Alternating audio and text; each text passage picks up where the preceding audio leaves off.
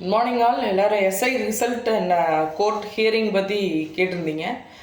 February 24 already சொல்லியிருந்தேன். February 24 வந்து file பண்ண கேஸ்க்கான ஹியரிங் வருது. அன்றைக்கி வந்து ஆர்டர்ஸ் வந்து ரிசல்ட்ஸ் அண்ட் எப்போ வந்து அனௌன்ஸ் பண்ணணும், அதுக்கான கவர்மெண்ட் சைட்லேருந்து ரிப்ளை கொடுக்கணும் அப்படின்றத பற்றி சொல்லியிருந்தேன். இப்போ February 25 நேற்று வந்து 24 ஹியரிங் வரல, கேஸ் வந்து ஹியரிங்க்கு எடுக்கலை. இன்றைக்கி வந்து ஹியரிங்க்கு வர்றதா வந்து சொல்லியிருக்காங்க.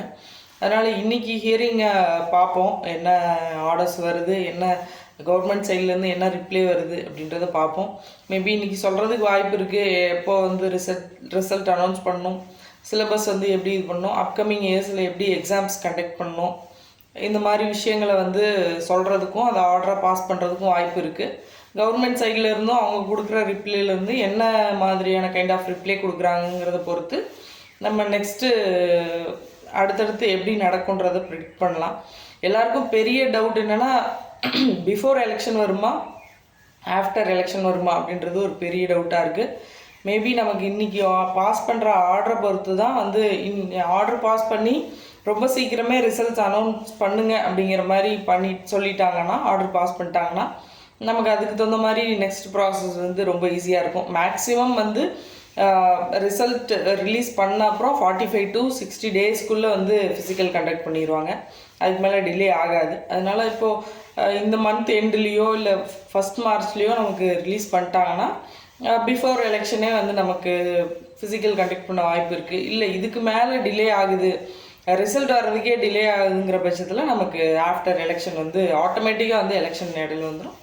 அதுக்கப்புறம் தான் வந்து ஃபிசிக்கல் நடக்கிற மாதிரி இருக்கும். அதனால் எது வேணாலும் நடக்கலாம். நேற்று கேட்டிருந்தீங்க எல்லோரும் February 24 இன்றைக்கி என்னாச்சுன்னு. நேற்று ஹியரிங்க்கு வரல, லிஸ்ட்டில் வரல.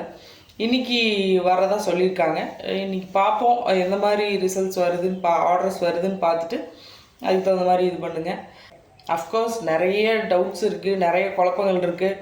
நிறைய நீங்கள் கமெண்ட்டில் கேட்குறதுலே புரியுது. ஓவரால் எவ்வளோ வரும், டிபார்ட்மெண்ட் கேண்டிடேட்ஸ்க்கு எவ்வளோ வரும், ஓப்பனில் சேஞ்சஸ் இருக்குமா, ஆஃப்டர் எலெக்ஷன் தான் ஃபிசிக்கல் வருமா, ஃபிசிக்கல் இப்போ பண்ணுறதா, கம்மியான மார்க் எடுத்தவங்களும் பண்ணுறதா, இதில் சேஞ்சஸ் வருமா, பழைய ரிசல்ட்டில் இருந்தவங்க இந்த தடவை வருவாங்களா, இல்லை புதுசாக பழசில் வரல இப்போ வந்து எனக்கு கிடைக்குமா அப்படிங்கிற மாதிரி பல குழப்பத்துக்கும் நிறைய விஷயத்துக்கு ஆட்பட்டுருக்கீங்க. அதனால் நீங்கள் உங்கள் கையில் எதுவும் இல்லை, எல்லாமே வந்துட்டு அந்த ப்ராசஸ் நடக்கிற ப்ராசஸ் அது நடக்கட்டும். நீங்கள் உங்களால் என்ன பண்ண முடியுமோ அதை மட்டும் ஃபோக்கஸ் பண்ணுங்கள். நான் ஆல்ரெடி நிறைய நாள் சொல்கிறது இதுதான். உங்கள்கிட்ட எந்த விஷயமும் இல்லை, உங்களால் எதையும் அதாவது ஃபிசிக்கல் இந்த டேட்டில் நடத்தணும், இந்த எக்ஸாமுக்கு வந்து இந்த மாதிரி வரணும், நான் கண்டிப்பாக வரணும், வரக்கூடாது, எதுவுமே நீங்கள் முடிவு பண்ண முடியாது. நீங்கள் உங்கள் உழைப்பை கொடுத்தீங்கன்னா அதற்கான பலன் கிடைக்குன்ற நம்பிக்கையோடு நீங்கள் இருங்க. ரொம்ப போட்டு குழப்பிக்காதீங்க. நான் நெக்ஸ்ட் வீடியோவில் ட்ரைனிங் அண்ட் ஃபிசிக்கல் சம்மந்தமான டீட்டெயில்ஸ் பற்றி டிஸ்கஸ் பண்ணுவோம். இன்றைக்கி ஆர்டர்ஸ் பாஸ் ஆகிடுச்சுன்னா நான் அது சம்மந்தமான டீட்டெயில்ஸை நான் சொல்கிறேன். Thank you all.